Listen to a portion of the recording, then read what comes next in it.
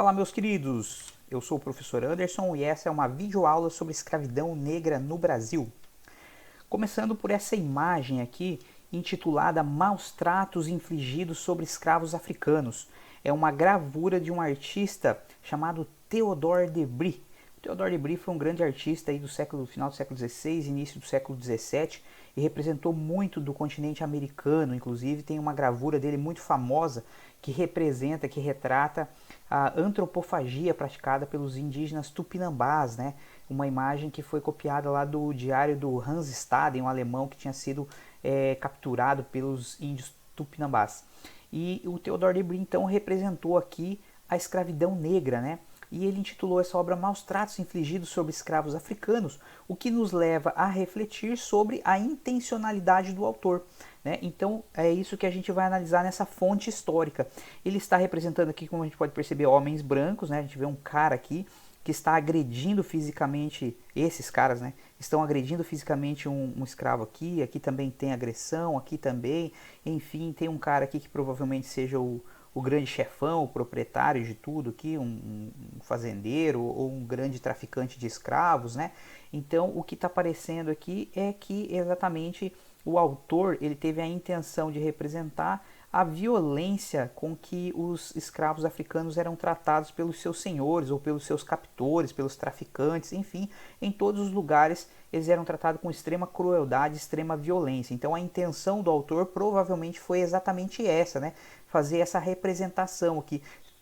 Inclusive a própria titulação da obra, se ele não tivesse a intenção de criticar, digamos assim, a ação desses colonizadores, desses senhores escravistas, ele teria dado um outro título, teria representado de uma outra maneira, mas ele representou assim e ele intitulou Maus Tratos Infligidos sobre Escravos Africanos, o que demonstra a intencionalidade de criticar essa atitude. Então, essa é uma fonte histórica interessante aí sobre a escravidão negra no Brasil, né, do século XVII. Como que começou a escravidão negra no Brasil, sendo que os negros não são nativos, não são autóctones do território brasileiro, não são autóctones da América, né? Eles não nasceram aqui. Então eles vieram da África para cá. Mas eles não vieram como, inclusive, muitos revisionistas têm dito por aí, né? Uma bobagem enorme, dizendo que eles vieram para cá porque quiseram, vieram de livre e espontânea vontade ou coisa do gênero. Eles não atravessaram o Oceano Atlântico em direção ao Brasil por vontade própria. Na verdade, eles foram trazidos para cá. Então, trazidos à força, né? Eles foram escravizados, foram aprisionados e trazidos para cá. E como que foi esse processo? Esse processo tem a ver diretamente com a produção açucareira no Brasil, ou seja, a implantação do sistema de plantation, o sistema adotado pelos portugueses para colonizar o território brasileiro. Então o que aconteceu? A gente sabe que inicialmente os portugueses utilizaram mão de obra indígena, ou seja, a mão de obra dos nativos aqui do Brasil. No entanto, gradualmente houve uma passagem então da mão de obra nativa para a mão de obra africana e a gente já vai entender esse processo, tá? Como é que foi? Mas é importante dizer também que houve a permanência da escravidão indígena, ainda que tenha havido, principalmente nas áreas maiores produtoras de açúcar, nos principais engenhos do Brasil, tivesse havido a passagem então da mão de obra indígena para a africana, os indígenas continuaram sendo escravizados, ou seja, a escravidão indígena permaneceu até o final da escravidão, até a abolição da escravatura no século XIX. A Lei Áurea, né, de 13 de maio de 1888, ela libertou tanto os africanos quanto os indígenas, porque principalmente em áreas periféricas, os indígenas continuavam sendo a principal mão de obra, predominavam, principalmente porque esses caras não tinham, às vezes, dinheiro para adquirir africanos. Mas, como eu estava dizendo, gradualmente houve nas principais áreas a substituição dos indígenas pelos africanos, sobretudo a partir da década de 1560, ou seja, a segunda metade do século XVI. E essa passagem tem relação com vários fatores que eu já vou elencar um pouco aqui para frente, vou explicar cada um deles, mas principalmente motivos religiosos e econômicos. Até 1562 o número ainda era reduzido de africanos, eles já existiam, mas ainda tinha muito pouco, né? A principal mão de obra até nesse momento era a indígena. É claro que os portugueses já utilizavam escravos africanos, tanto em Portugal, que eles levavam então da África para Portugal para trabalhar como doméstico, para trabalhar no comércio, para trabalhar em qualquer tipo de trabalho braçal, vamos dizer assim. Então eles usavam já escravos africanos. E também, principalmente nas ilhas do Atlântico, aquelas que beiravam o continente africano, né? Açores, Cabo Verde, São Tomé, enfim, as ilhas que os portugueses colonizaram e implantaram o plantation ao longo do século XV, quando estavam contornando o périplo africano para tentar chegar às Índias, que era o grande objetivo deles. Então lá eles já tinham adotado esse sistema e já utilizavam escravos africanos, então desde o século XV. A curiosidade fica por conta do fato de que os portugueses eles se aproveitaram de um sistema, de um modelo econômico, cultural que já existia na África. Tribos africanas, sobretudo do litoral, tribos muito belicosas, muito guerreiras, elas já atacavam outras tribos do interior, já tinham suas rivalidades com outras tribos e praticavam a escravidão, ou seja, tribos africanas já escravizavam outras tribos africanas. E os portugueses, ao perceberem isso, eles resolveram se aproveitar desse sistema e eles começaram a utilizar a mão de obra, então, escrava africana, fazendo inclusive negócios, fazendo trocas comerciais com tribos indígenas do litoral africano, que trocavam então mercadorias, né, por escravos. Então isso já acontecia ao longo do século XV. E no século XVI, então, já colonizando o Brasil, os portugueses resolveram transpor esse mesmo modelo, esse mesmo sistema para a América. Então, como eu disse, houve uma convivência entre a escravidão nativa e a escravidão africana, oscilando em dados momentos. Em determinadas épocas havia mais escravos africanos, em outras havia muitos indígenas, então havia uma oscilação. Quando ficava difícil o acesso aos africanos, se recorria aos indígenas, então houve a convivência entre as duas etnias, vamos colocar assim, né, na escravidão no Brasil, ou seja, os indígenas e os africanos também. Inclusive em determinadas fazendas acontecia de ter escravos indígenas e escravos africanos trabalhando lado a lado. E até nos próprios quilombos, né, que foram forjados aí pelos escravos que fugiam das fazendas, conviviam também nos quilombos, não raro, africanos e indígenas. Então são vários os fatores que contribuíram para a escravidão negra no Brasil. Vamos elencar alguns deles aqui e vamos tentar entendê-los. Primeiro, a multiplicação dos engenhos, ou seja, conforme cresceu o número de engenhos no Brasil, mais mão de obra era necessária e, consequentemente, como estava difícil o acesso aos indígenas, já se recorreu aos africanos. E então, conforme aumentava o número de engenhos, aumentava o número de escravos também, aumentava a necessidade de mão de obra. E aí, então, a escravidão africana. Também, outro motivo importante, outro fator, é a drástica redução da população nativa, ou seja, os indígenas morriam a torto e direito, morriam demais, por vários motivos. O principal deles, as doenças trazidas pelos europeus. Lembrando então que os indígenas não tinham imunidade, não tinham um sistema imunológico preparado para os vírus, bactérias, para os fungos, enfim, para os micro-organismos que eram trazidos pelos portugueses, cujos quais muitas vezes já tinham então imunidade, né? Não morriam, mas os indígenas morriam. Então varíola, sarampo e a peste bubônica, dentre tantas outras doenças que foram trazidas pelos europeus, dizimaram as populações indígenas. Então eles morriam demais e esse foi um dos motivos pelos quais se optou pelos africanos. Não que os africanos fossem totalmente imunes também, né? Eles também sofriam, mas digamos que sofriam talvez menos porque já havia um contato mais antigo entre os europeus e os africanos do que com os indígenas do Brasil. Tá? Outro motivo era o risco das expedições de preação, ou seja, preação significa captura, mais ao interior.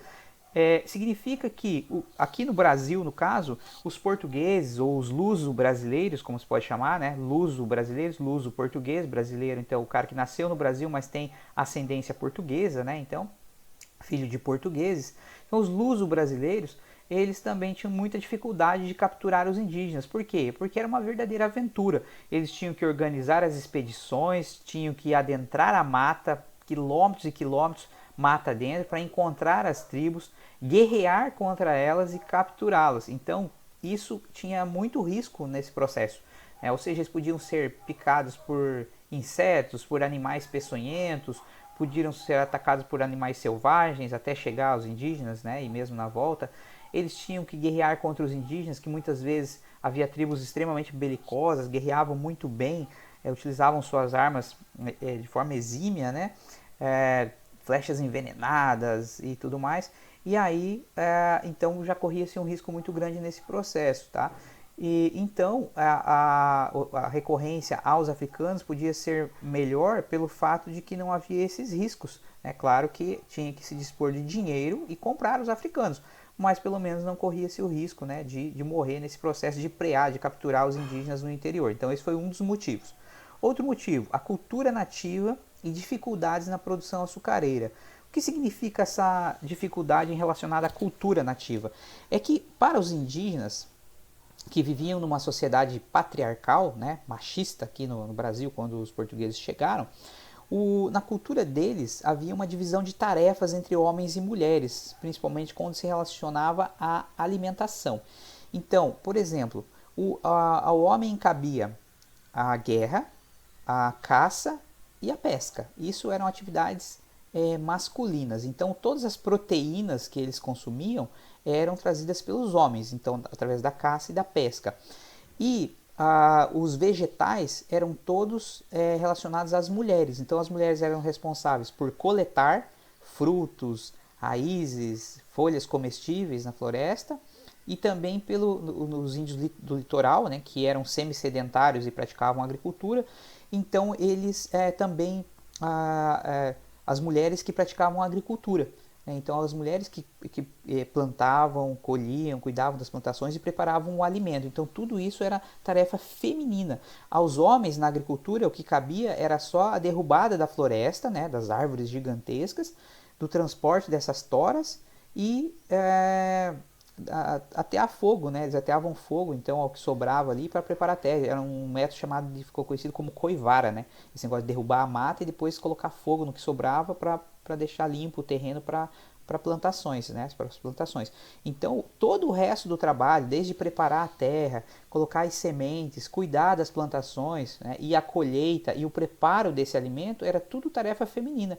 Então, na cultura indígena, isso era como se fosse uma humilhação, o homem fazer o trabalho da mulher.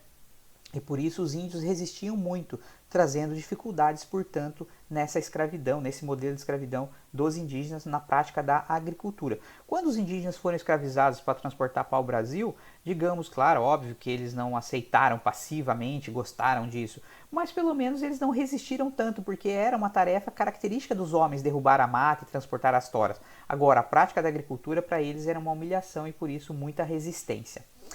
Então, nesse sentido, os africanos eram melhor adaptados ao trabalho, já vista que a prática da agricultura na África não necessariamente era tarefa feminina. Claro que podia variar de tribo para tribo, mas em geral os homens também praticavam a agricultura. Então, digamos que eles eram melhor adaptados ao trabalho, por isso a opção por eles.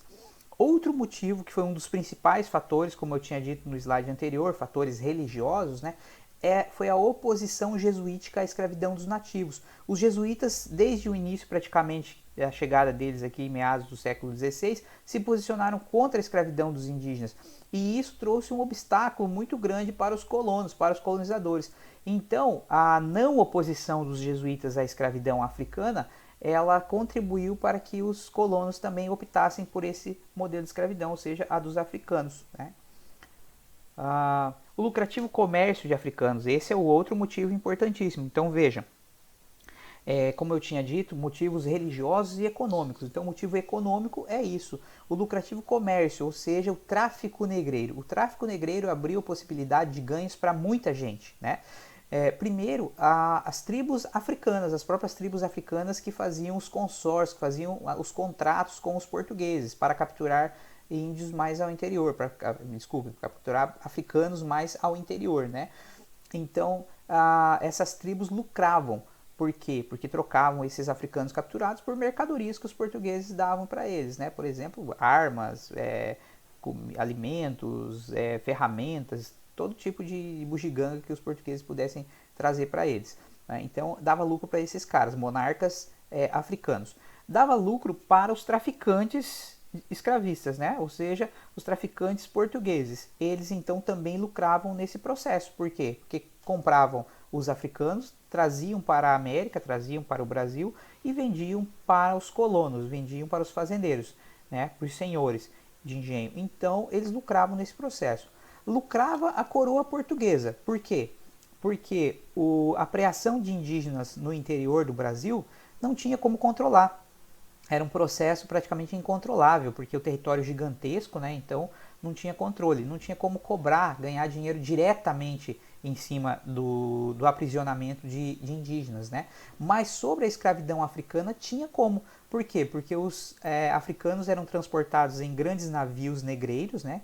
E eles eram trazidos de lá da África para o Brasil e eram, digamos assim, desciam desses navios em portos, né? Em locais específicos. Então tinha como controlar esse processo tanto lá na África, nos portos, nas feitorias africanas, quanto nos portos, nas feitorias aqui brasileiras. Portanto, abriu a possibilidade de tributação à coroa portuguesa. Os portugueses puderam ganhar dinheiro diretamente em cima disso, desse processo, ou seja, eles puderam cobrar impostos sobre o tráfico negreiro e também ganhavam indiretamente como ganhavam com a escravidão indígena aqui. Então eles ganhavam duas vezes. Então a coroa portuguesa achou muito interessante o comércio dos africanos e consequentemente a escravidão africana. Então a forma de domínio e dependência, que era o pacto colonial, né, que visto já em aula anterior, o pacto colonial era a exploração praticamente exclusiva da colônia, que era o Brasil, pela metrópole, que era Portugal. Nessa relação, toda forma de exploração era válida. E o tráfico negreiro entrou, coube, né, se encaixou perfeitamente nesse sistema. Então, como havia uma grande necessidade de mão de obra, né, o que os portugueses fizeram? Eles recorreram à mão de obra africana. Ela pareceu muito interessante para ele por vários motivos. E por isso, então, é um dos fatores também, né? Todos os fatores somados contribuíram para a escravidão negra no Brasil. E por incrível que pareça, até as correntes marítimas, né, os ventos e as correntes marítimas, os ventos e as marés, portanto, eram favoráveis ao tráfico da África para o Brasil. Se diz que dizem que navegar no sentido norte-sul pelo litoral brasileiro era muito difícil. Os ventos e as marés não eram favoráveis. Em determinadas épocas do ano era praticamente impossível fazer isso. Assim como pelo próprio continente africano. Navegar de norte a sul era difícil, era muito complexo. Né? Os ventos e as marés não colaboravam. Agora, navegar no sentido leste-oeste, ou seja, da África para o Brasil e vice-versa, as correntes e os ventos eram favoráveis. E isso facilitava tudo. Se fosse muito difícil transportar africanos, não existe si em história, né? Os historiadores sempre frisam isso, né? Não existe si. A história, o historiador estuda aquilo que efetivamente aconteceu. Mas se os ventos e as marés não fossem favoráveis, fosse muito difícil transportar os africanos para cá, provavelmente eles tivessem abandonado ou diminuído o ritmo, né, da escravidão africana. No entanto, não aconteceu isso. O que aconteceu foi que até os ventos e as marés eram favoráveis. Então, todos esses fatores somados contribuíram para a escravidão negra no Brasil. O escravo, então, era uma mercadoria, era uma propriedade e uma mercadoria, né? Então vamos lá, vamos falar um pouquinho algumas coisas que eu já falei e vou repetir aqui para a gente frisar bem. Os escravos, então, eram capturados na África e trazidos para o Brasil, mas na maior parte das vezes eles eram capturados por traficantes africanos, então isso tem que ficar bem claro, tá? Houve também casos em que os portugueses adentravam a mata e eles próprios capturavam os africanos, mas o mais comum não foi isso. O mais comum foi a formação de um verdadeiro consórcio entre mercadores portugueses e monarcas ou chefes africanos. Então, esses chefes africanos organizavam as expedições de captura, adentravam ao interior, capturavam os escravos, traziam para o litoral, acomodavam eles em grandes cercados ou em galpões, né, em locais extremamente insalubres, e depois negociavam com os portugueses. Aí trocavam, então, faziam um verdadeiro escambo, né, troca de mercadoria por mercadoria. O escravo, no caso, era uma mercadoria e outras trazidas pelos portugueses, então, para os africanos, né? Muitas vezes armas de fogo, portanto, né? E aí essas tribos do litoral que já eram muito belicosas, ficavam muito mais bem preparadas ainda para continuar nesse processo, capturando mais escravos ainda, né? Então uma coisa leva a outra. E aí então havia esse consórcio, esse contrato aí entre portugueses e traficantes africanos, e foi a maior parte dos africanos que vieram para o Brasil vieram capturados a partir desse processo, então, desses contratos, né?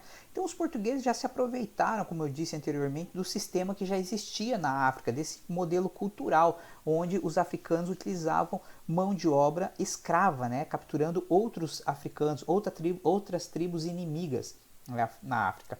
No entanto, é importante dizer que para esses africanos não havia componente racial, né? Haja vista que africanos escravizavam-se uns aos outros por uma questão cultural que existia entre eles, né? A questão da guerra, a questão das inimizades, das rivalidades entre eles, e eles acabavam então escravizando tribos inimigas.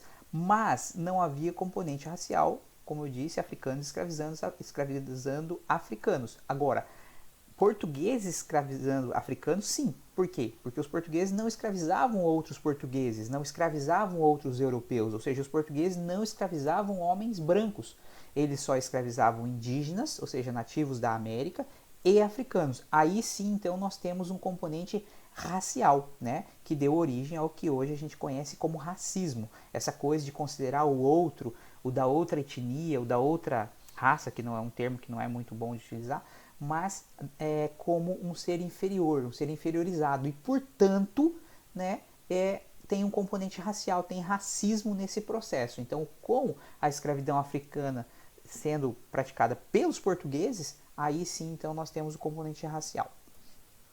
A maioria absoluta dos africanos que foram trazidos para o Brasil veio da África Ocidental ou Centro-Ocidental, né? Ou seja, mais próximos do Oceano Atlântico. Esses locais mais próximos, então, é que eram a preferência, obviamente, né? Atravessar o continente africano e ir lá para o outro extremo para trazer, ficava um pouco difícil, mas isso aconteceu também. Mas a maioria não, a maioria veio ali realmente da parte ocidental, ou seja, mais próxima do Oceano Atlântico. Então vamos lá, da África Ocidental, a maioria, né? Povos sudaneses, ou iorubás, né? Nagôs, Quetus e Igbás. Os povos Gegés, entre eles Evês e Fons. Os Fanti Ashanti, genericamente conhecidos como povos Mina, né? Então os Mina eram muito apreciados, muito valorizados aqui no Brasil, e por isso muitos eram trazidos. Os povos islamizados da África, por exemplo, Mandingas, Haussás e Peus. Então esses todos aí da África Ocidental. E a gente vê aqui a quantidade de povos diferentes entre si, né? Da África Central nós temos os Bantus. Então Bantus e sudaneses talvez tenham sido a grande maioria. Mas Bantus, então, entre eles Bakongos, Mbundu, Ovimbundos, Bawoio, Vili, isto é, Congos, Angolas, Benguelas, Cabindas e Loangos. E da África Oriental, que vieram, a minoria, vamos dizer assim, veio da África Oriental, porque é do outro lado da África, né? Então não tinha muito interesse. Os conhecidos como povos moçambiques, né? Então também veio pouca gente, mas veio da África Oriental. Em geral, pensando na África, no mapa africano hoje, né? Quais países, professor, que são hoje essa região e de onde vieram esses escravos? Então, a maioria veio do Congo, da Angola, Benin, Costa do Marfim, da Tanzânia, de Moçambique, Guiné-Bissau, Golfo de Guiné, Malawi e Zâmbia, né? Então, esses são os principais países fornecedores então, de escravos para o Brasil. E o sistema de feitorias, aquele onde se fazia um entreposto comercial no litoral, tanto no litoral da África quanto no litoral do Brasil, foi o sistema responsável pelo processo de comercialização. Então as feitorias foram fundamentais nesse processo. E o escambo, o mesmo sistema que os portugueses já adotaram, que já faziam no continente africano já há bastante tempo, né? Há mais de um século que eles faziam isso aí. Então eles conheciam muito bem como fazer isso aí. Então, os escravos, enquanto mercadorias, eles eram trocados por quê? Pelo quê, professor? Você falou algumas coisas aí já. Então, por exemplo, armas, como eu falei, né? Também ferramentas de trabalho, ferramentas de metal, né? Metais preciosos. Então, tribos africanas também valorizavam metais preciosos como o ouro, né? Alimentos como a mandioca, que era o principal alimento dos indígenas no Brasil quando os portugueses chegaram e continuou sendo o grande alimento, digamos, para os colonizadores. Então eles continuaram fazendo as lavouras de subsistência e eles aprenderam com os indígenas a cultivar a mandioca. Conchinhas do mar, por incrível que pareça, né, que lá na África era chamada de zimbo. Muitas tribos africanas usavam essas conchinhas para fazer objetos considerados sagrados, tipo pulseiras, colares e tal. E no Brasil, o litoral brasileiro era rico, né, em conchinhas das mais variadas, vários tipos, modelos e cores, e portanto os portugueses apreciavam muito. Então, às vezes, os navios saíam daqui carregados de conchinha do mar e voltavam carregados de escravos. Também o fumo, que era cultivado nas fazendas, a princípio para subsistência. Com o passar do tempo, o fumo virou um produto de exportação também, né? Então, africanos apreciavam o fumo brasileiro. Cavalos, cachaça, cara, que foi descoberta aí no subproduto da produção açucareira, né, a cachaçinha brasileira, que lá na África era conhecida como jeribita e era muito apreciada pelos africanos também, como eu disse, né, os navios saíam daqui carregados de cachaça e voltavam carregados de escravos muitas vezes, né? Então, vários tipos de mercadorias que eram apreciadas pelos africanos eram utilizadas como moedas de troca por escravos. O preço do escravo africano variou de época para época. Houve época em que ele valia muito, houve época que houve desvalorização do seu preço. Lei da oferta e da procura, né? Teve época, por exemplo, só para exemplificar aqui, né? Teve época que o valor de um cavalo dava para comprar 10 a 20 escravos. Ou seja, o escravo, uma vida, um ser humano, praticamente não valia nada. Porque, imagine, comprar 20 escravos com o valor de um cavalo. Ou trocar um cavalo, como eles, né, trocavam, também era uma moeda de troca. Trocar um cavalo por 20 escravos na África, né? Então veja quanto valia um ser humano nesse período. Em outros períodos onde houve um declínio do tráfico de escravos, lá pelo século XIX, já quando começou o processo abolicionista, por exemplo, o valor dos escravos subiu bastante dos africanos, né? Então houve época, por exemplo, no Brasil colônia, não, já no Brasil imperial, eu acho, século XIX, Brasil imperial, houve época então em que o valor de um escravo dava para comprar 2 casas, por exemplo, no Brasil, em dependendo do lugar, né, em determinados locais. Então o preço variou, mas aqui o que impressiona é o quão pouco valia uma vida, né, nesse período. Então, os escravos, os africanos, eram trazidos por portugueses ou luso-brasileiros, que eram os traficantes, né, e revendidos no Brasil, no litoral brasileiro, né. A travessia era muito longa, levava às vezes meses, né, cara, para chegar aqui ao Brasil. E as condições de viagem eram as piores possíveis, eram péssimas, porque eles vinham nos porões dos navios negreiros, que não por acaso foram apelidados de tumbeiros, que vem de tumba, né, que vem de túmulo, né? Então, tumbeiro, por quê? Pela grande quantidade de mortes que tinha nessas travessias. As pessoas morriam nesses navios, morriam de desnutrição, morriam das mais variadas doenças, epidemias que proliferavam entre eles. Haja vista que nos porões dos navios tinham ratos, baratas, todo tipo de insetos, né? Eram locais extremamente insalubres, mal ventilados. Se alguém pegava uma doença, uma gripe qualquer, isso já se alastrava entre eles rapidamente e morria-se muita gente. E quando eles morriam, simples e puramente, eles eram jogados, atirados ao mar. Era isso que acontecia. Então esses navios foram apelidados de tumbeiros. Havia uma quantidade muito grande de mortes, morria muita gente durante a travessia. Chegando ao Brasil, então, eles recebiam nomes cristãos. Por quê? Porque os portugueses eram cristãos e eles, digamos assim, aceitaram que os africanos também fossem seres humanos, tinham alma e, portanto, podiam ser catequizados, virar cristãos. Mas que isso era bom para eles, então, serem trazidos como escravos para o Brasil para se tornarem cristãos. Então, eles recebiam nomes cristãos, como João, né, e a região de onde ele era proveniente na África. Então, se ele era da Guiné, então ele virava João Guiné. E assim por diante, né? Só para dar um exemplo. E aqui, então, eles eram muitas vezes separados em etnias, o que significa, lá na África eles viviam em locais diferentes, falavam línguas diferentes, tinham costumes diferentes.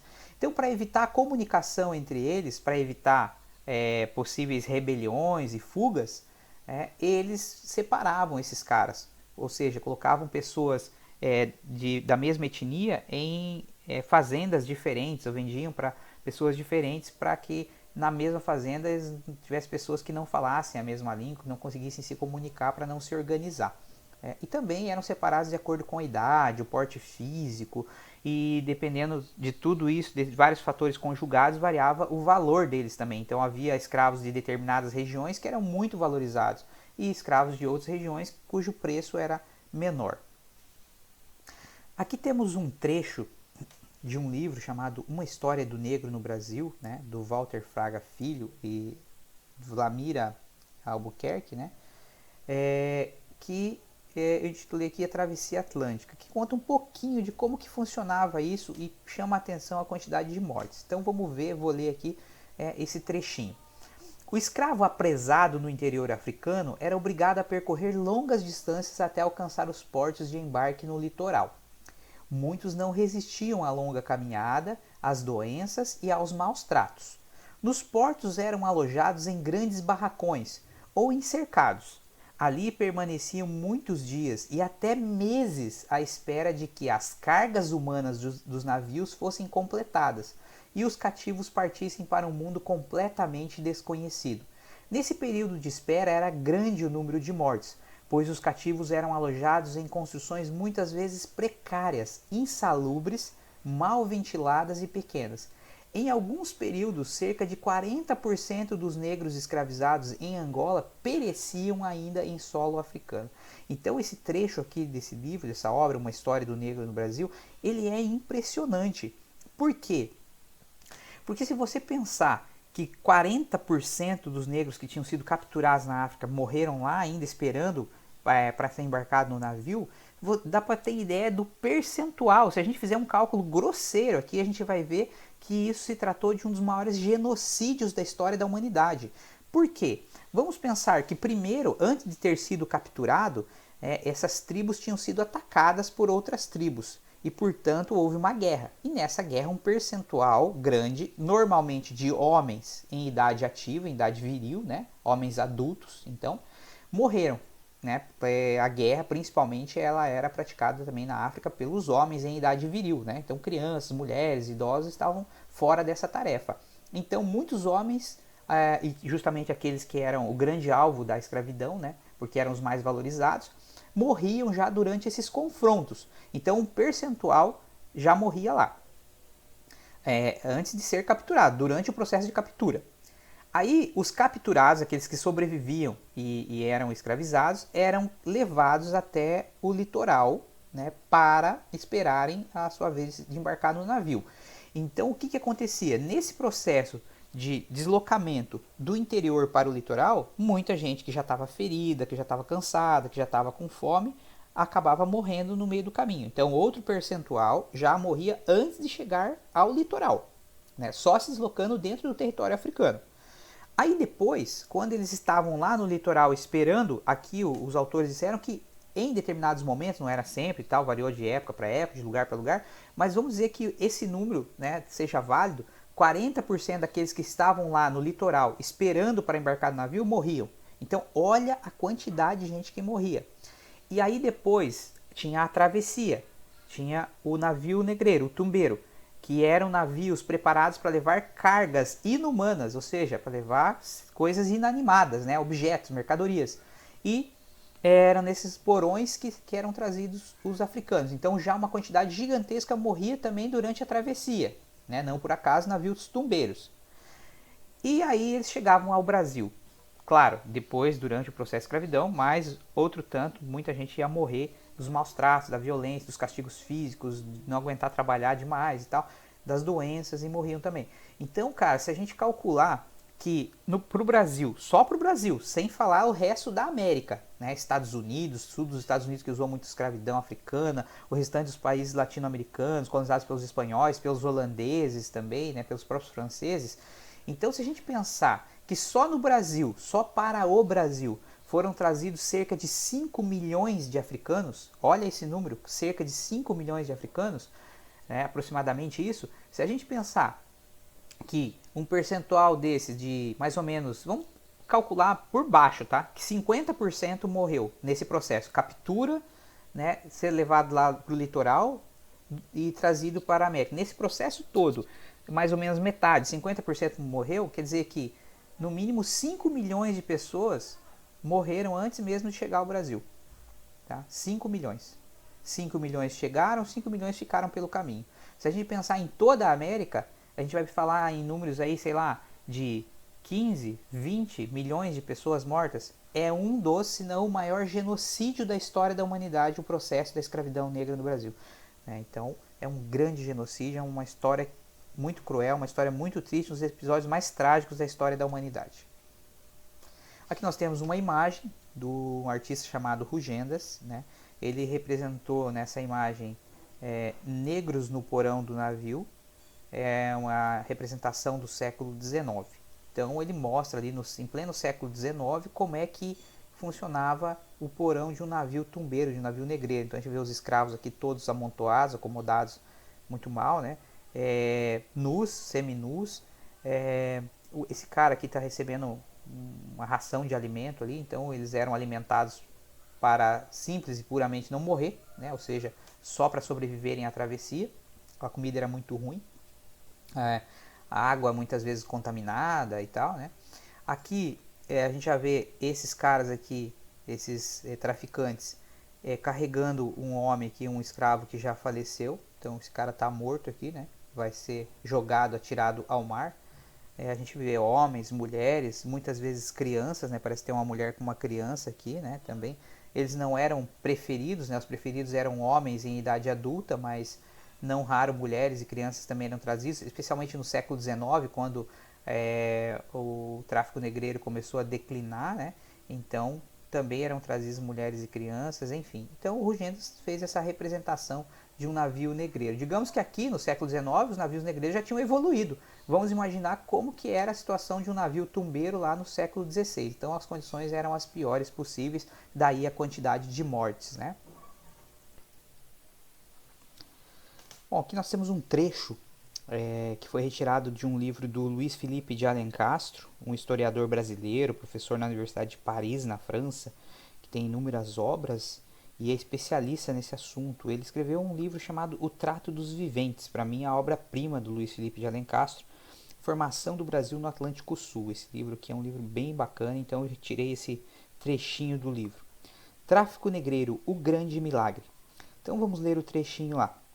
Livrados de acabar esquartejados e pendurados nos açougues, fantasma reiterativo nas guerras escravistas nos dois lados do Atlântico Sul, os prisioneiros africanos podiam ser alçados aos navios negreiros para serem salvos, de corpo e de alma, na escravatura católica da além-mar. O padre Antônio Vieira interpreta o tráfico negreiro como um grande milagre de Nossa Senhora do Rosário. Extraídos da África pagã, os negros podiam ser salvos para Cristo no Brasil católico. Bom, interpretando o trecho ali então, né, alguns já devem ter sacado, entendido, mas basicamente o Luiz Felipe de Alencastro mostra uma das explicações, ou melhor, uma das justificativas para o tráfico negreiro e para a escravidão negra no Brasil. Então, muitos já devem ter se questionado anteriormente, né, quando eu falei que gradualmente houve a passagem, a substituição da escravidão indígena à africana e que os jesuítas se posicionaram contra a escravidão dos indígenas, mas não contra a escravidão dos africanos. E aí fica a pergunta, mas que contradição é essa? Então a justificativa era a seguinte, eles diziam que lá na África, sendo pagãos, né, ou seja, não sendo cristãos católicos, os africanos, né, iriam para o inferno, ou seja, não teriam suas almas salvas.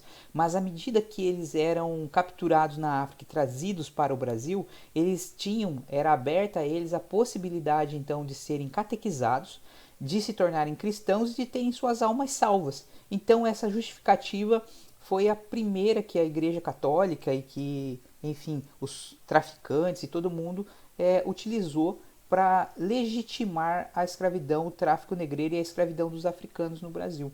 Tá? Então, que era bom para eles, ou seja, que eles eram retirados da África pagã e trazidos para o Brasil para terem suas almas salvas. Então, essa justificativa foi utilizada durante muito tempo. Outra justificativa, então, conforme o tempo foi passando, e a Igreja Católica, o cristianismo católico foi perdendo espaço, perdendo poder e influência, né? Então, principalmente no século XVIII, que foi o auge do movimento cultural, artístico chamado Iluminismo, né? Científico. Então, o auge do Iluminismo propagou a ideia de que as luzes da razão deveriam ser preferidas em detrimento da fé, em detrimento da obscuridade da religião. Então, no século XVIII, como diz o trecho aqui, que também foi retirado do Trato dos Viventes, no século XVIII, o conceito laico de civilização, desculpem, complementa os benefícios pretensamente recebidos pelo africano na América. Ainda assim, na primeira polaridade, paganismo e evangelização, como na segunda, barbárie e civilização, o argumento ideológico tem o mesmo feitio. O tráfico negreiro continua sendo apresentado como a via de passagem que carrega o indivíduo do pior para o menos ruim, da natureza nativa cercada de propalada morte para a comunidade ultramarina aberta à alegada redenção espiritual. Então nós temos basicamente duas justificativas para a escravidão africana. A primeira, como eu disse, foi de cunho religioso, aquela em que era para a salvação da alma deles, então era bom para eles. E conforme o tempo foi passando e o iluminismo foi se propagando, então surge uma nova justificativa, a ideia de civilização. Então lá na África eles eram bárbaros, ou não civilizados, incivilizados, e quando eles eram trazidos para a América, para o Brasil, ele adquiria civilização, então ele virava uma pessoa civilizada. Então isso era bom para ele. Então, como o Luiz Felipe diz ali, tanto faz, tanto num quanto no outro, tanto numa justificativa quanto na outra, o indivíduo era trazido do pior para o menos ruim. Então, apesar do sofrimento a que estavam submetidos, isso seria melhor para eles. É óbvio que só não combinaram com os africanos, né? Então, como eu disse, eram justificativas, legitimações, eles tinham que dar explicações do porquê submeterem pessoas àquele sofrimento todo, como que aquilo podia ser aceitável, como que aquilo podia ser justificável. Então eles encontraram a princípio uma explicação, uma justificativa de cunho religioso e depois uma de cunho laico. Já no Brasil, os escravos podiam ser classificados em três grupos principais. Vamos ver quais eram eles?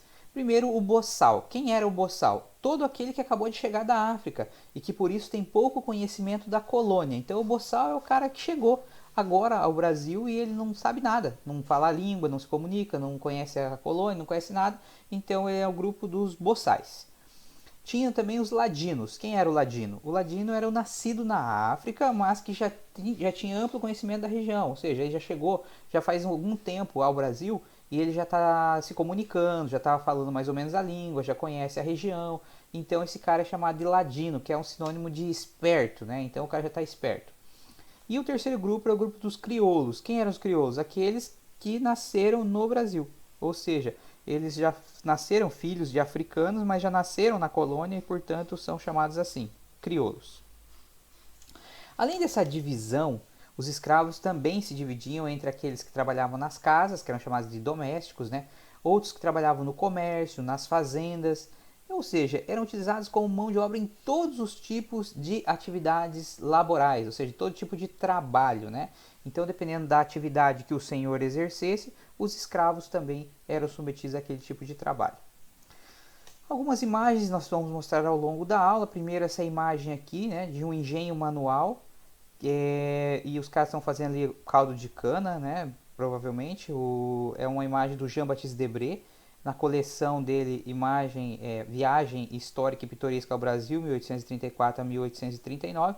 O francês Jean-Baptiste Debré, que veio ao Brasil junto com a família real portuguesa no período aí que eles fugiram de Portugal em direção ao Brasil, fugindo das tropas napoleônicas, né, Napoleão Bonaparte, no período aí do início do século XIX.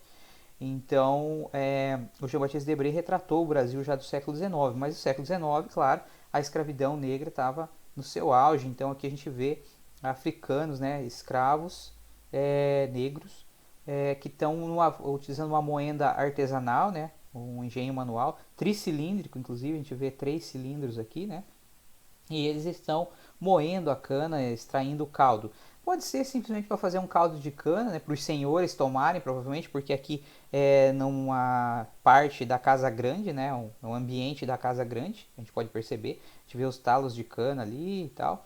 E aí eles estão nessa moeda manual, ou extraindo só o caldo de cana mesmo para beber, para os senhores provavelmente, ou para fazer uma cachaçinha artesanal, alguma coisa do tipo ali, né. Então o Jean-Baptiste Debré retratou isso aqui. Aqui nós temos outra representação do Jean-Baptiste Debré, então também do século XIX, né? Uma família brasileira no Rio de Janeiro. Então, o Rio de Janeiro, que nesse período aqui era a capital do Brasil, desde 1763, então século XVIII, que nós estamos falando já de século XIX, e a gente vê uma família. E algumas curiosidades nessa imagem, né, que o Jean-Baptiste Debré representou. A gente vê os escravos domésticos, aqui uma escrava, aqui um escravo, Ali atrás parece ser outro escravo, mas fica na dúvida se é um homem branco, né? Parece ser mais claro, né? Aqui nós vemos duas crianças escravas, né? Que estão nuas aqui dentro da casa grande também. E a gente vê uma mulher branca, uma senhora, e a gente vê um senhor. Eles estão se alimentando aqui numa mesa relativamente simples, né? Mas que a gente pode perceber, obviamente, que se tratam de senhores de escravos. A curiosidade fica por conta de que esse cara aqui, ele não é um branco tão branco assim, né? Ele é um mestiço. Você pode perceber que ele tem traços negros também, traços africanos. O que significa que provavelmente esse senhor de escravos, aqui de terras e de escravos, ele fosse um mestiço, um fruto da miscigenação racial, né? Da miscigenação étnica no Brasil. Então, um misturado, né? Provavelmente tem uma ascendência africana. O fato é que pelo menos até o século XVIII foi muito difícil, quase que impossível de encontrar senhores de terras de escravos que fossem mestiços. Eles eram invariavelmente brancos. Mas no século XIX já era possível encontrar mestiços que eram proprietários de terras de escravos. Então isso ficou mais comum ao longo do século XIX. Outra imagem do Jean-Baptiste Debré, ele tem uma grande coleção, como eu disse, então muitas fontes históricas desse período, né, bem bacana. Então o cara deixou um legado bem interessante aí, cultural, artístico e histórico, né, o Jean-Baptiste Debré. E essa imagem é o regresso de um proprietário. Então, também na mesma coleção, Viagem Pitoresca e Histórica ao Brasil. E a gente vê uma cena interessante, né? Um padre chamado José de Antonil escreveu um livro, acho que no século XVII, se eu não me engano, sobre a história do Brasil, né?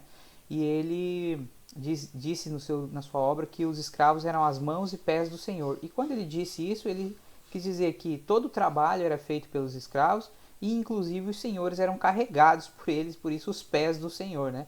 Aqui nós vemos dois escravos grandes e fortes aqui carregando um senhor, né?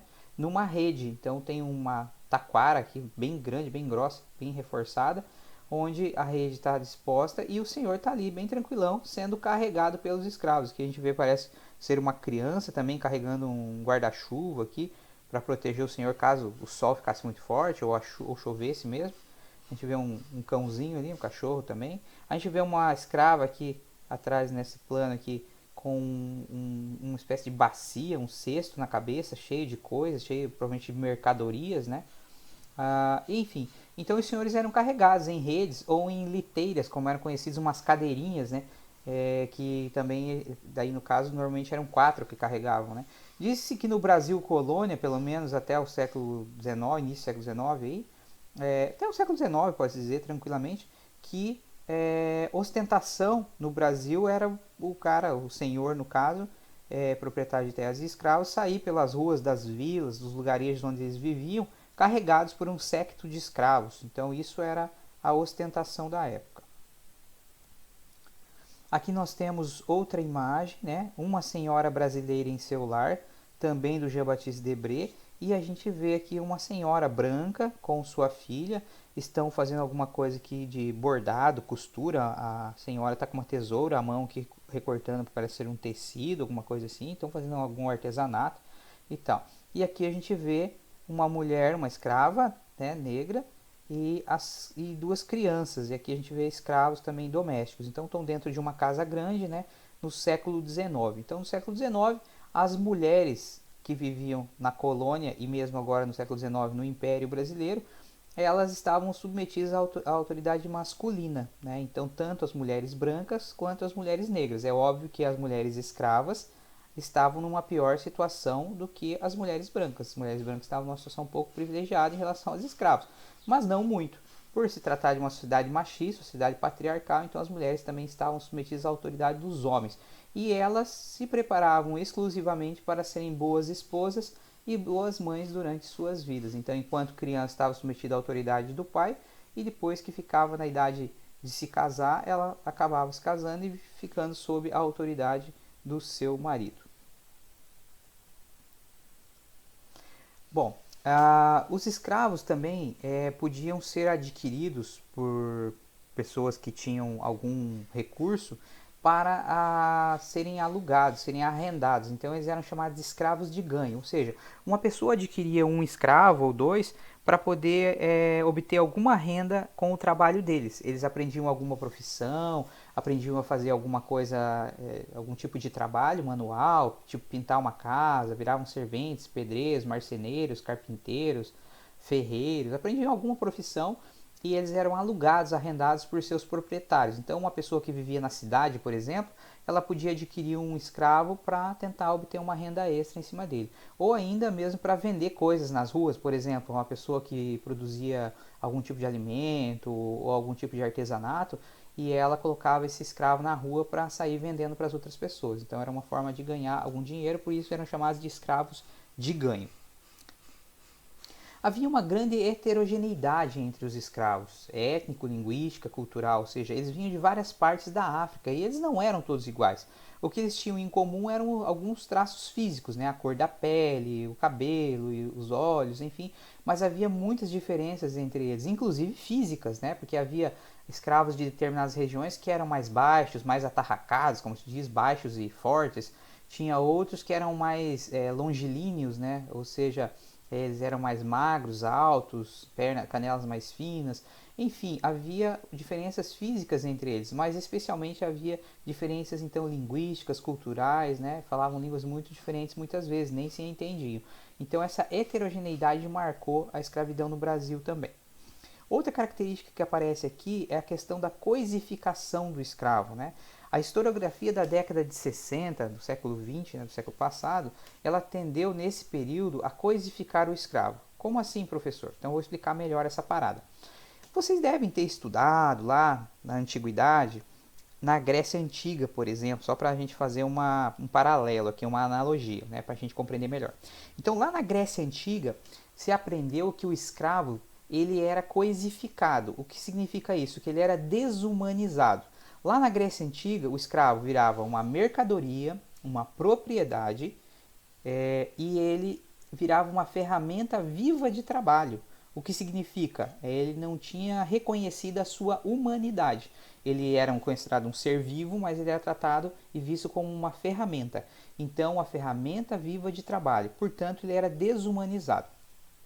Nesse sentido, a historiografia da década de 60, ou seja, os historiadores que escreveram sobre a escravidão no Brasil, seja historiadores brasileiros, seja historiadores estrangeiros, eles tenderam a coisificar o escravo. Em que sentido? Na sua interpretação, nos seus estudos, eles entenderam que o que acontecia com o africano no Brasil era análogo ao que acontecia com o escravo lá na Grécia Antiga. Ou seja, ele era desumanizado, que também ele era coisificado. Então, na década de 60, a historiografia apresentava o escravo e a escravidão dessa maneira, coisificando, ou seja, ele era desumanizado. Entretanto, mais recentemente, houve uma revisão historiográfica em relação a isso. E nessa nova historiografia, o escravo foi reumanizado. O que equivale a dizer, então, que esses novos historiadores discordaram daqueles lá da década de 60 e disseram assim, não, está errado. As fontes apontam outra coisa, elas não dizem que o escravo era coisificado, que ele era desumanizado, muito pelo contrário. Apesar deles se tornarem uma mercadoria, uma propriedade, eles eram tratados como seres humanos, o que não quer dizer que eles eram bem tratados, mas simplesmente que eles eram tratados como pessoas. O primeiro exemplo é que eu já citei, né? Se eles recebiam nomes cristãos, se eles tinham a possibilidade de receber a palavra de Cristo, eles podiam ser catequizados, né, e terem suas almas salvas, então só podiam ser considerados humanos. Então eles eram considerados seres humanos, porque só seres humanos, de acordo com a cultura da humanidade, enfim, com as sociedades, mais variadas sociedades, só seres humanos, então, podem ter alma e terem suas almas salvas e tal, né? Claro, varia dependendo da religião também, tem algumas nuances de diferença. Grosso modo, seria mais ou menos isso. Então, seres humanos têm capacidade de abstração, têm a possibilidade, a capacidade de aceitar a palavra de Cristo, no caso da cristandade, e ter suas almas salvas. Então, seres humanos e não coisas. E tem outros aspectos também que apontam para isso. Por exemplo, nas relações entre senhores e escravos havia negociações dos mais variados tipos. Você não negocia com coisa, você só negocia com seres humanos. Que tipo de negócio, professor? Do tipo, se vocês se comportarem direito, vocês vão ser bem tratados, vão receber comida. Se vocês se comportarem mal, vão ser castigados. Se vocês se comportarem bem, no final de semana vocês podem fazer uma festa, senão essa festa não acontecerá.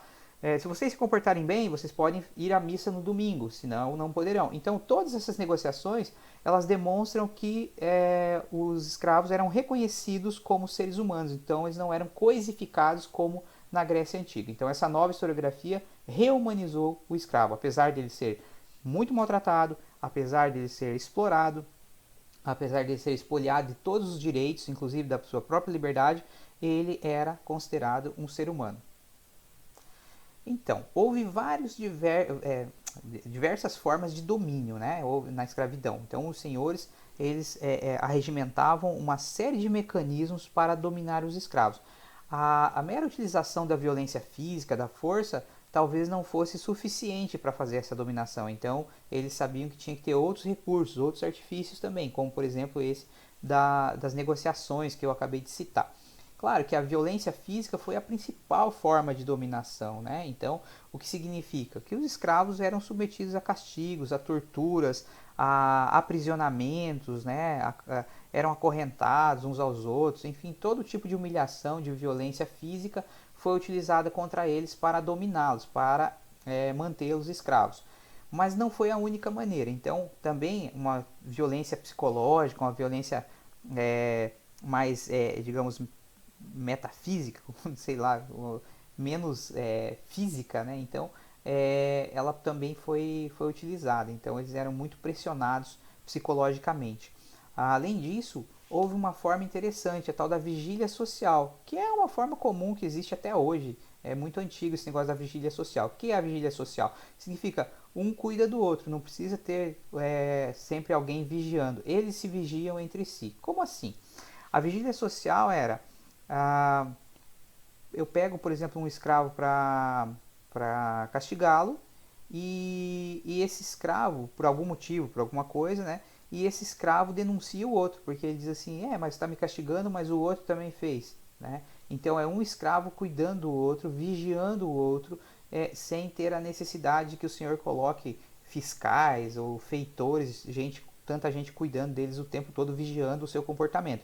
Então a vigília social é criar mecanismos para que os próprios escravos se vigiassem uns aos outros e se denunciassem mutuamente. Então isso é muito comum até hoje nas empresas, nas mais variadas instituições, enfim, na sociedade ainda é muito comum esse negócio da vigília social. É uma forma bem, digamos assim, eficiente de controle. E eles usavam muito esse negócio da vigília social.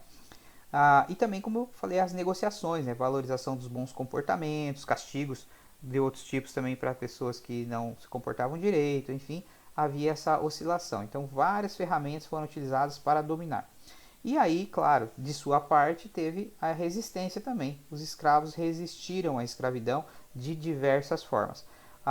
Uma forma mais comum que as pessoas conhecem, né, que todo mundo já ouviu falar, eram as fugas. Então, as fugas eram muito comuns, ou seja, na medida do possível, o escravo fugia. Fugia para onde? Ele fugia para o meio da mata, para se esconder. É basicamente isso. Eles não tinham como voltar para a África, nem nada do tipo. Então, eles tinham que ir para o meio da mata e tentar sobreviver no meio da floresta, como basicamente muitos já viviam lá na África mesmo, né? Então, tinha que tentar sobreviver dessa maneira. E aí eles criavam os quilombos, que a gente já vai falar. Mas, então, as fugas foram as formas mais comuns aí de resistência. Mas não foram as únicas também. Então, por exemplo, a manutenção de hábitos culturais.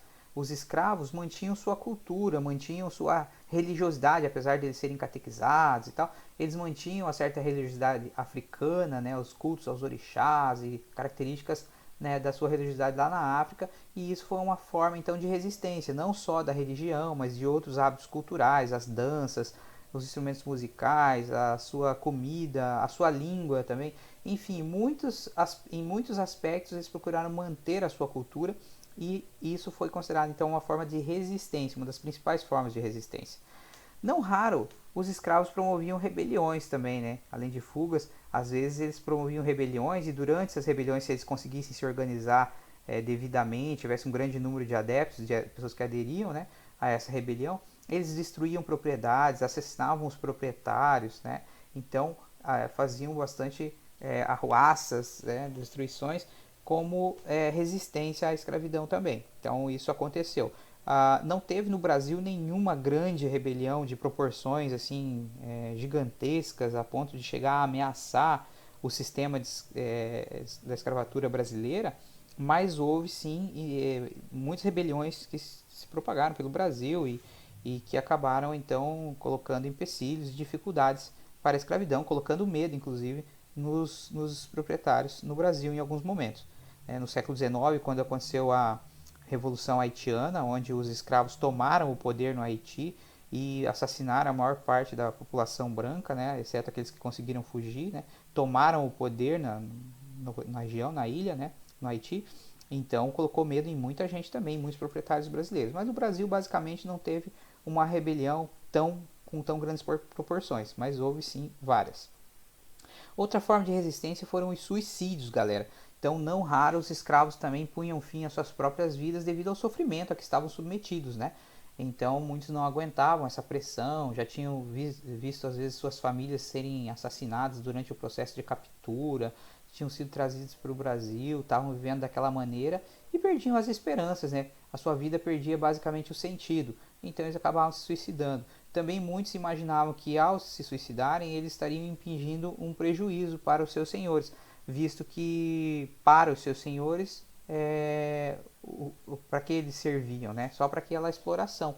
Então eles imaginavam que ao se suicidarem eles estariam realmente seria a melhor forma de protesto com relação a isso, porque os senhores não teriam mais os seus serviços e teriam gasto um dinheiro que seria perdido com a morte dele, né? Então suicídios também foram formas de resistência.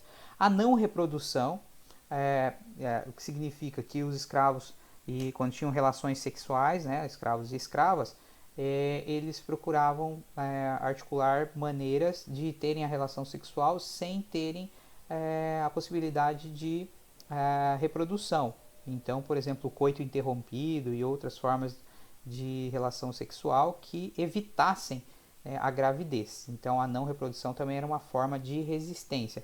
Ainda que no Brasil, a maior parte, pelo menos por um bom tempo, até o século XIX, pelo menos, né, meados do século XIX, quando começa o processo abolicionista, os senhores de escravos brasileiros não incentivaram a reprodução em cativeiro também, porque eles tinham muito medo de que o escravo, constituindo família, ele podia se rebelar caso a sua família fosse castigada e tal. Então no Brasil isso não foi muito comum, né? Os senhores incentivando a reprodução em cativeiro. Mas os escravos também, na medida do possível, usavam isso como forma de resistência. E também, dentre outras formas que aconteceram de resistência. Ou seja, os escravos não aceitaram passivamente a escravidão. Eles lutaram por seus direitos, eles lutaram por direito à vida, eles tentaram fugir dessa situação, dessa condição humilhante, dessa condição quase desumanizadora, né?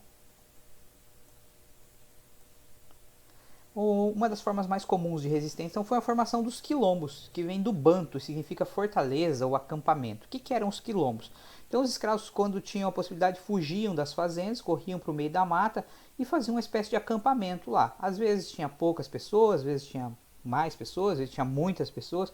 Enfim, os quilombos proliferaram pelo Brasil afora. Em todas as regiões do Brasil, basicamente, foram formados quilombos, ou seja, grupos, agrupamentos de pessoas, de escravos que fugiram de suas fazendas. Então, houve quilombos que tinham muita gente, né? Tem um quilombo que ficou muito famoso, entrou para a história, aí, é um dos mais famosos, mais citados, né? Que foi o quilombo de Palmares, que teve como um de seus líderes, né? Zumbi. O Zumbi conhecido como Zumbi dos Palmares, né? O Zumbi de Palmares. Na verdade, o quilombo de Palmares teve vários líderes, né? Dentre eles um chamado Gangazumba, que acabou que ele entrou para a história como uma espécie de traidor, porque ele fazia acordos com os brancos e tal. Por isso o Zumbi é lembrado, é um grande ícone, né, até hoje. E o dia da consciência negra é exatamente o dia da morte de Zumbi dos Palmares, que a gente já vai falar. Mas ele teve vários líderes do Quilombo de Palmares. E alguns falam que o Quilombo de Palmares chegou a ter 20, alguns falam em 30 mil quilombolas. Cara, é muita coisa, é muita gente então para um quilombo. Mas realmente tinha muita gente. E o que acontecia? O quilombo de Palmares foi alvo de inúmeros ataques, né? inúmeros ataques, só que ele resistiu, e quando ele resistia, mais gente ia para lá, mais gente via, mais escravos viam no Quilombo de Palmares uma espécie de paraíso, a redenção, né, a salvação, é para lá que a gente vai, é o lugar que é nosso, né, então foi preparado para nós e tal. E aí eles fugiam para lá, e aí o Quilombo ficava cada vez mais forte, né, e eles acabavam adquirindo as armas de fogo dos seus atacantes também, quando eles os derrotavam. Então ele foi alvo de inúmeros ataques, mas resistiu bravamente durante muito tempo. Uma curiosidade é que os dirigentes, os líderes de Palmares, tinham seus próprios escravos. Então, muitas vezes o escravo fugia da fazenda para ir para Palmares, chegando lá acabava virando escravo dos líderes, né? Então, o que acontece aqui é uma espécie de contradição, né? Pô, pera lá, os caras estavam fugindo da escravidão, mas eles escravizavam os outros, que coisa estranha é essa, né? Então o que a gente pode perceber é que esses caras não tinham em mente ainda, ou não imaginavam, que a escravidão fosse uma questão étnico-racial. Né? Eles não viam dessa maneira. Eles só reproduziam hábitos que eles tinham já na África. Lembrando que a escravidão já existia na África. Tribos africanas escravizavam outras tribos. Então eles não viam como uma luta racial ou coisa parecida, né? Então é uma das explicações, não justificativas, né? Mas uma das explicações para esse episódio, esse fato, né? De que os próprios dirigentes tinham seus próprios escravos também. Então, aquela historinha do Ganga Zumba versus o Zumbi, porque o Ganga Zumba não é lembrado e sim o Zumbi. Então tem essa história de que o Ganga Zumba foi um grande líder de Palmares e tal, mas só que o Ganga Zumba fez acordos com os brancos e tal. E o Zumbi não, o Zumbi é considerado um cara, um herói da resistência, então, que não fez acordos, que não foi considerado um traidor. Então foram 25 expedições contra Palmares entre 1654 e 1678, 25 tentativas de destruir o Quilombo. E aí, cara, conforme o Quilombo não era destruído por essas expedições, ficava cada vez mais forte, mais preocupação ele punha na cabeça dos senhores, dos escravizadores, da elite brasileira. Então eles começaram a se organizar cada vez mais para efetivamente destruir, né, o Quilombo. E aí eles contrataram então um bandeirante famoso, né, por destruir quilombos, um cara que era contratado para reaver escravos fugidos, destruir quilombos e toda a sorte, capturar índios, né, era um grande captor de índios também. Então um cara chamado Domingos Jorge Velho. E em 1694, então, Domingos Jorge Velho comandou uma expedição contra o Quilombo de Palmares e ele teve sucesso então na sua empreitada, acabou destruindo o Quilombo.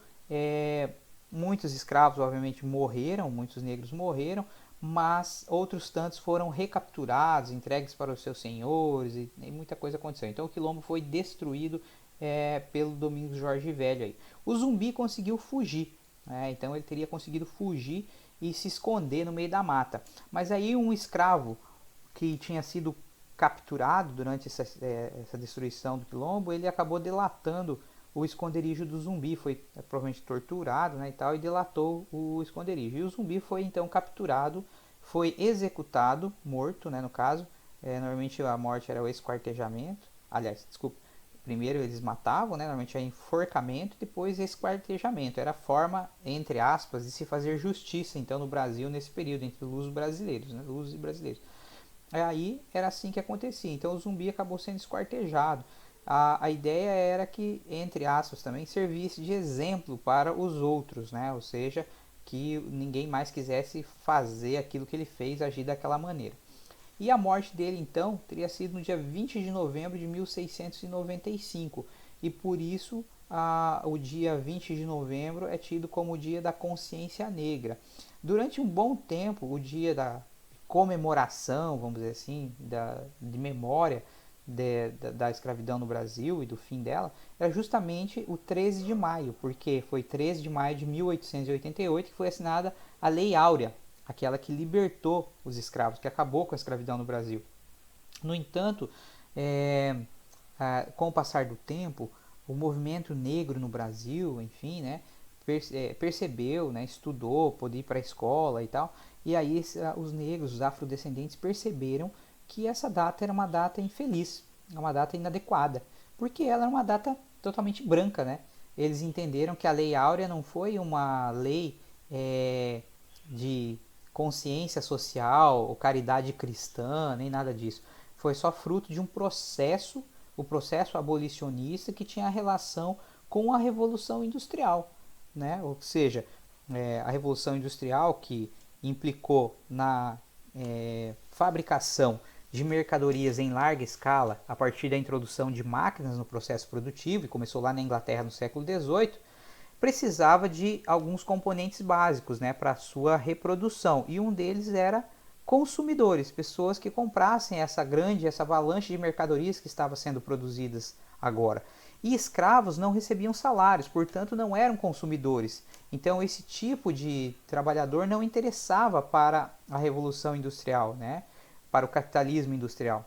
E aí então houve uma pressão por parte dos países industrializados para a abolição da escravatura em todos os países em que ela existisse, entre eles o Brasil, que foi, se não me engano, o último país do mundo a abolir a escravatura, porque dependia quase que inteiramente da escravidão, da mão de obra escrava, né? E aí então o movimento, a consciência negra brasileira, percebeu que o 13 de maio não era o mais adequado, e aí adotou-se então o 20 de novembro como o Dia da Consciência Negra no Brasil, que é um feriado em muitos municípios brasileiros, mas não é um feriado nacional ainda, né, oficial no Brasil. Mas algumas cidades pelo Brasil afora, muitas delas, adotou o 20 de novembro como um feriado, o Dia da Consciência Negra. Ainda assim, ainda que não seja feriado, pelo Brasil afora proliferam manifestações nesse período, nesse dia de reflexão sobre as heranças terríveis da escravidão no Brasil. Entre essas heranças, principalmente a desigualdade social, e essa desigualdade social que é proveniente, e as injustiças todas, né, que advém do racismo. Então, por isso o Dia da Consciência Negra, 20 de novembro.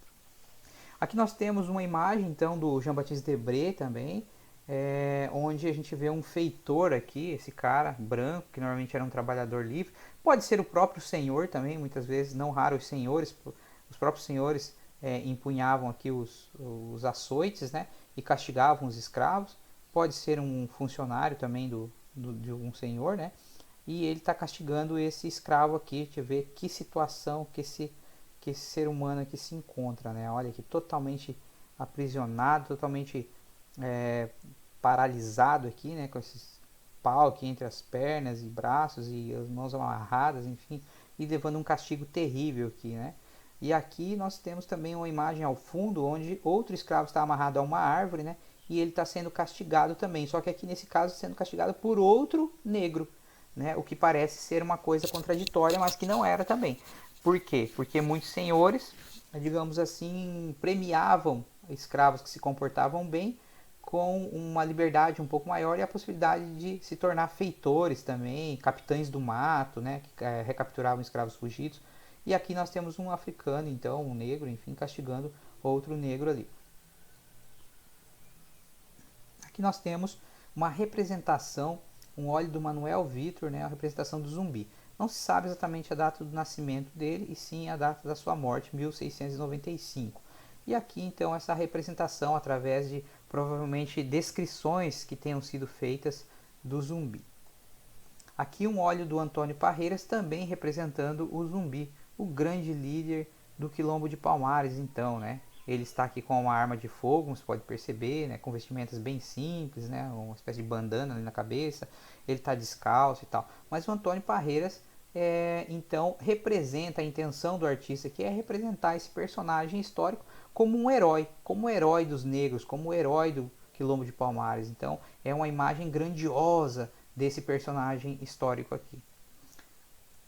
Em contraposição à imagem anterior, mas também no mesmo sentido, nós vemos o destruidor do Quilombo de Palmares sendo representado aqui no óleo do Benedito Calixto. Então, o Domingos Jorge Velho, esse cara aqui que está, né, empunhando a sua arma também, né, e tem um cara ao fundo ali, provavelmente um auxiliar dele, alguma coisa assim. E o Domingos Jorge Velho, então, sendo representado, retratado pelo artista aqui como um herói civilizador, aquele que destruiu um local perigoso, né, cheio de gente que podia representar ameaça para os brancos, cristãos, católicos, cidadãos de bem, né, aquela coisa, e tudo entre aspas, né, obviamente, mas que a intenção do artista foi representar esse personagem dessa forma grandiosa. Então, voltar na imagem anterior ali, é muito parecido, guardadas as especificidades de cada imagem, as técnicas utilizadas pelos artistas, então algumas diferenças, mas basicamente o que se percebe é que a intenção é a mesma. São imagens muito parecidas, né? Ambos heróis. Zumbi, herói dos negros, de Domingos Jorge Velho, herói dos brancos. Nós temos inúmeras contribuições africanas para a brasilidade. Não se pode entender o Brasil e o brasileiro sem compreender os africanos. Então, inclusive o próprio Luiz Felipe de Alencastro, né, no seu livro Trato dos Viventes, ele aponta essa teoria, né, a teoria de que havia uma relação triangular. O que significa isso? Portugal numa ponta, África na outra e Brasil na outra. Então, para entender esses três países, essas três regiões do mundo, é preciso entender, né, esse tripé, esse triângulo, né? Brasil, África e Portugal, ou vice-versa, né? Portugal, Brasil, África. Então, não tem como deixar de lado um ou outro, senão não se compreende direito. E nesse sentido, então, para a gente compreender o que é ser brasileiro, o que é a brasilidade, tem que compreender as contribuições africanas, e foram muitas, né? Então, nesse relacionamento, os africanos, além de terem se misturado, né, houve uma mistura então entre brancos, negros e indígenas, né? Essa mistura de raças, ou melhor, talvez a palavra etnias talvez coubesse melhor, né? Então, a mistura de etnias aí é a primeira coisa. Então, o brasileiro é mestiço, o brasileiro é fruto dessa miscigenação. Então, pelo Brasil afora, a miscigenação aconteceu, né? Os africanos contribuíram em muitas coisas na relação da musicalidade, né? Na música e na dança, né? Então, na dança, por exemplo, lundu, batuque, jexá, coco, as congadas, né? Jongo, a capoeira, né? A capoeira é genuinamente brasileira. Como assim? Foram os africanos, né, que desenvolveram no Brasil, e ela é uma mistura de dança e de arte marcial. Então, quando os africanos faziam os escravos faziam suas festividades, suas comemorações, eles faziam música e dança. E eles perceberam que durante essas festas era possível que disfarçassem então uma espécie de arte marcial que eles criaram, né, dar golpes enquanto dançavam. E isso é a capoeira, é a arte da enganação, ou seja, você faz golpes de luta, você faz uma arte marcial, mas você disfarça ela de dança. Então você engana o seu oponente, o seu adversário. E por que eles faziam isso? Para, obviamente, quando tivessem a possibilidade, escaparem da escravidão, usando as próprias forças, usando essa arte marcial que era a capoeira. Então, muito disseminada pelo Brasil, pelo mundo afora, pode-se dizer. E ela é genuinamente brasileira, ela nasceu aqui no nosso país. Na música, então nós temos também o lundu, que influenciou o machixe, o samba. Olha aí o samba, cara. A música brasileira sem o samba não é música brasileira. Então, basicamente, o que é genuinamente brasileiro em termos de música é samba. O resto, muita coisa, a maior parte, é importada, né, cara? Vem de fora, vem de outros países, tem influência de outros países. Mas o genuinamente brasileiro é o samba. Esse nasceu aqui no Brasil, a exemplo da capoeira, né?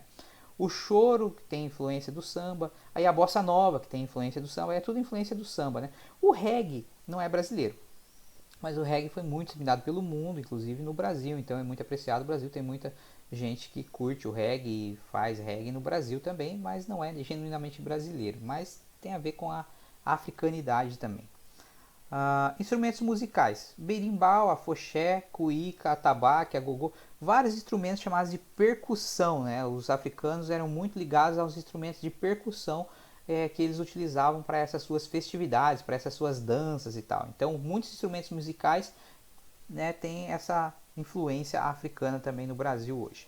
Na língua, então, a contribuição é uma infinidade. Tem tanta coisa que eu nem saberia dizer aqui. Mas eu citei alguns exemplos apenas de que da língua africana nós temos muitas palavras, muitos termos na nossa língua hoje que a gente nem sabe que eram próprios, específicos das línguas, né? Das línguas africanas, porque tinha muitas línguas lá. Então, palavras como caçula, cafuné, moleque, machixe, samba, a gente já viu lá quilombo e inúmeras outras aí que tem a ver com a africanidade. Então, contribuições na língua também.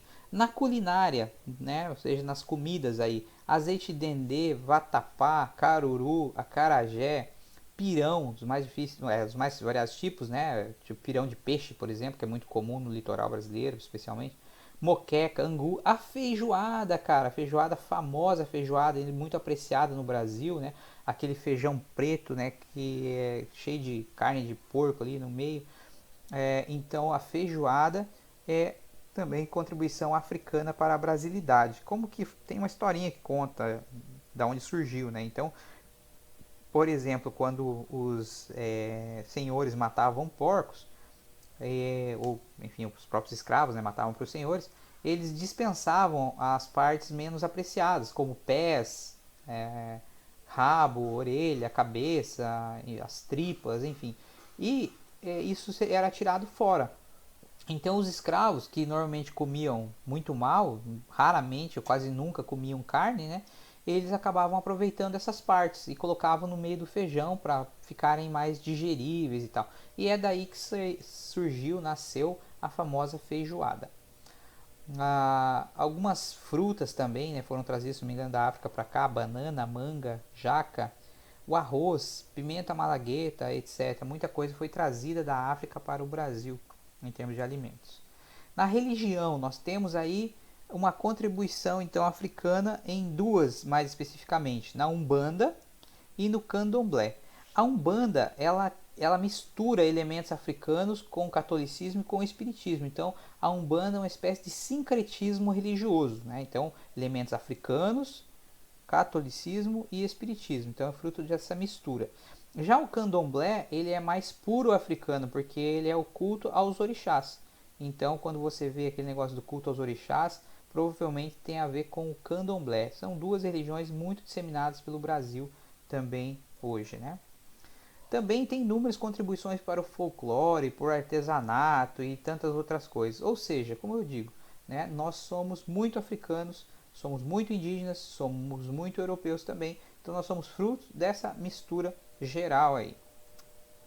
Nós temos então algumas contribuições mais específicas para a brasilidade que eu vou listar aqui para vocês. Por exemplo, a sudanesa, que a gente viu lá muitos sudaneses vieram para o Brasil, ou também chamada de iorubana. Ela foi introduzida principalmente na região da Bahia e se espalhou pelo norte e nordeste. Então, sudaneses principalmente norte e nordeste brasileiro. Características: culto aos orixás, né? Então a gente vê lá o candomblé, realização de cerimônias de iniciação, prática de ritos mágicos, música e dança rituais, elaboração de esculturas em madeira, metais e outros trabalhos manuais. Principalmente a gente vê muitos instrumentos musicais, né? Os bantos, principalmente no estado do Rio de Janeiro e Minas Gerais. Algumas características aí: culto aos antepassados e aos espíritos. O quimbundo foi incorporado ao português, né, a língua. Festas de coroação dos reis, chamadas reisados. As danças que emulam a caça e a guerra, que tem a ver com o carnaval. Olha aí, ó, herança africana também. Festas do boi, que tem pelo Brasil afora, aquele negócio do festa ou farra do boi, que eles soltam o boi e correm, e o boi corre atrás e tal, que é uma judiação com os animais, né? As instituições, os movimentos de proteção aos animais aí são terminantemente contra as festas do boi. Em várias partes do Brasil essas festas são proibidas, inclusive em municípios aqui de Santa Catarina, acho que, se não me engano, no estado todo, né, é proibido, mas tem muita ainda festa do boi que o pessoal faz escondido e tal. É uma herança também dos africanos aí, dos bantos. Muitas heranças no folclore africano também para nós, esculturas em madeira, confecção de objetos domésticos, etc. Então, contribuições dos bantos, especialmente Rio de Janeiro, centro-sul do Brasil. Aqui, chegando ao final já, né, uma contribuição africana. Então nós vemos a imagem aqui de escravos num momento de descontração, né? A figura do século XVII mostra escravos africanos no Brasil em um momento de descontração. A gravura extraída do livro do Johann Neuf, Voyage and Travels into Brazil and East Indies, containing an exact description of the Dutch Brazil and diverse ports of the East Indies. Acho que é isso, né? Londres, não sei se é assim, tá correta a pronúncia aí. Meu inglês é macarrônico.